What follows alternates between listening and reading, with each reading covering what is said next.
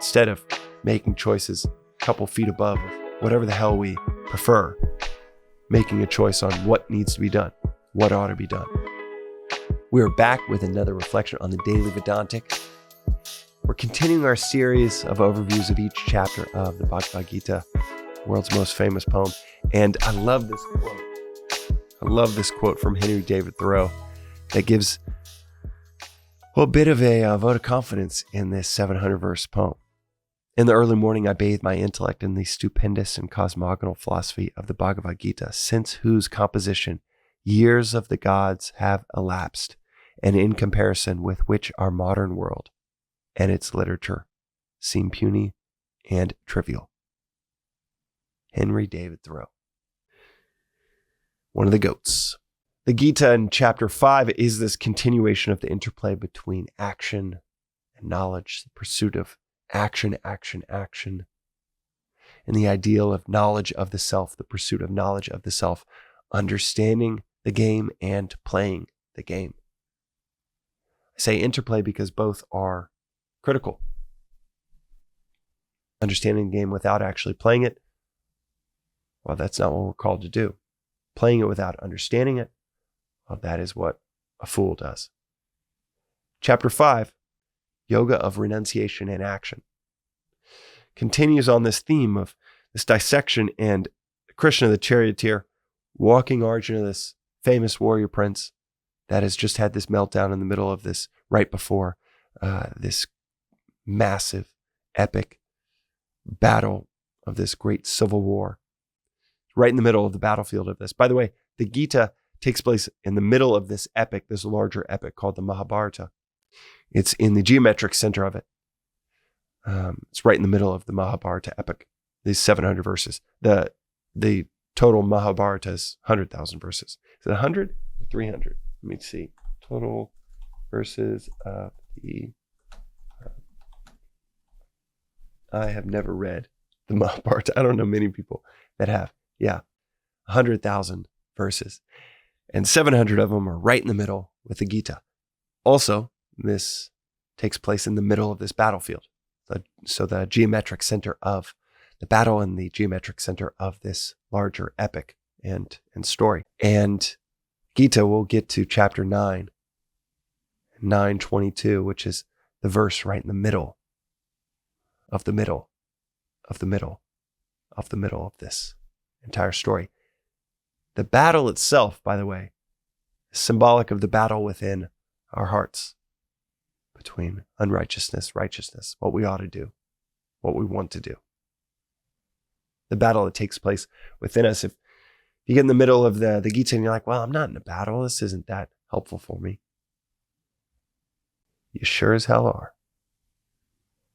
We all are in the midst of a battle. And it has nothing to do with the outside world. It's the battle within ourselves between our two inner equipments.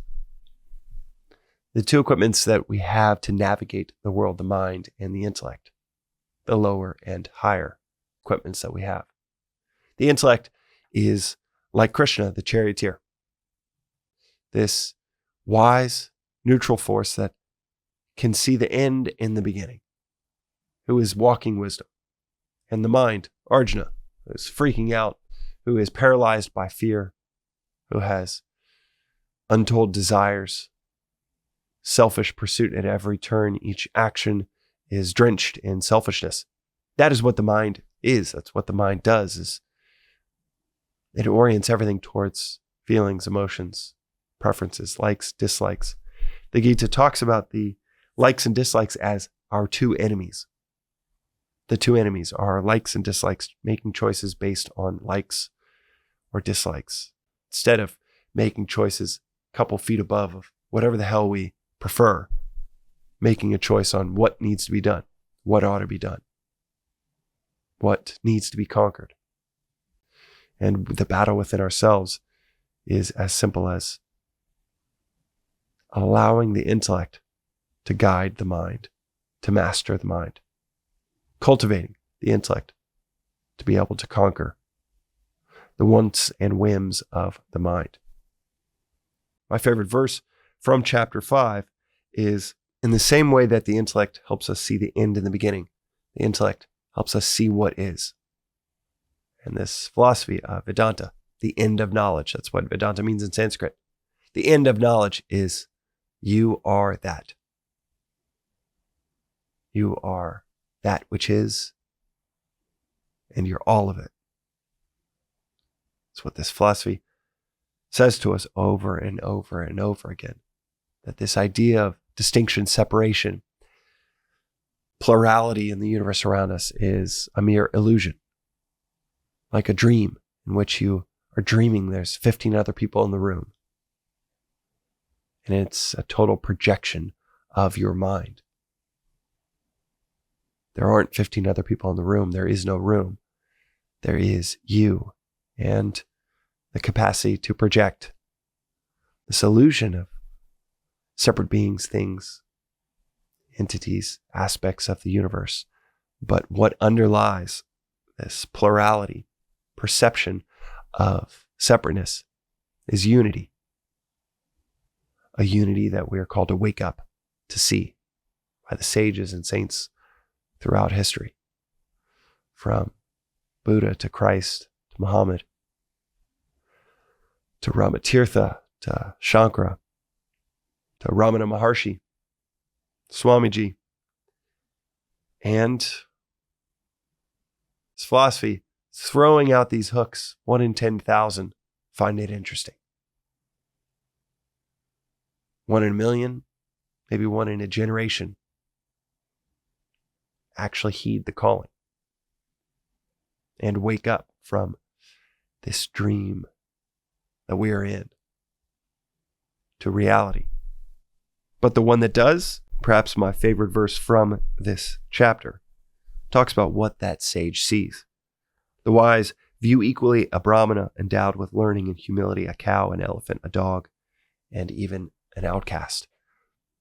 So from the highest order of society to the lowest, to a cow, a dog, an elephant, the wise, the sage only sees the self, the unity between them all. Swami will often say that, and this is a convention within Vedanta, that if you can understand just one verse of the Gita, you are instantly realized. Swami will take it even further and say, if you can understand just one word of the Gita, you are instantly realized. The word that I recorded an episode a few weeks back that comes to mind whenever I hear him mention that is the word samaha, sameness. Sameness through pleasure and pain, sameness with anyone and anything that we see. That is the ideal to shoot for. Winning or losing, joy or sorrow, friend or foe, seeing the sameness, unity. That underlies all of this misperception, this projection of plurality. The wise view equally a Brahmana, that's the highest of society endowed with learning and humility, a cow, an elephant, a dog, and even an outcast, the lowest of society, sees the same. Do you see Christ in a homeless person going through your garbage? The worst criminal? Do you see God? Do you see the divine in every living creature and everything that you interact with? Because if you believe in an infinite, the infinite of infinites, well, that infinite of infinites can't just stop where a dog starts, can't just stop where a chair begins, can't just stop at the skin of a criminal. The infinite of infinites, by definition, has no boundaries. Everything can and should be divinized if you profess to believe in an infinite of infinites. And the theme of this chapter is that through a renunciation of selfish action, a fortification, a re-emphasis with each action in our separateness, when we start to invest the other way and to the unity between the other person across the table, across the street. When we invest in that direction of action for them, action for your family, then your community, then your larger city, then your region, your country,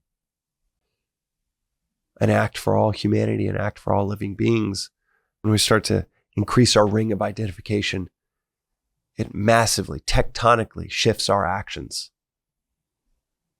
to those towards the higher. And it shifts our inner state towards that of peace and bliss. At least that's what this philosophy says. Take it or leave it. And when we do reach that point of wisdom, an investment in knowledge of the self, an investment in action that fortifies that knowledge, then we start to see sameness everywhere. And we start to reach a point of sameness, no matter what's happening around us. Sameness, equanimity within ourselves. And that's today's reflection on the daily Vedantic. We'll see you tomorrow at Chapter 6.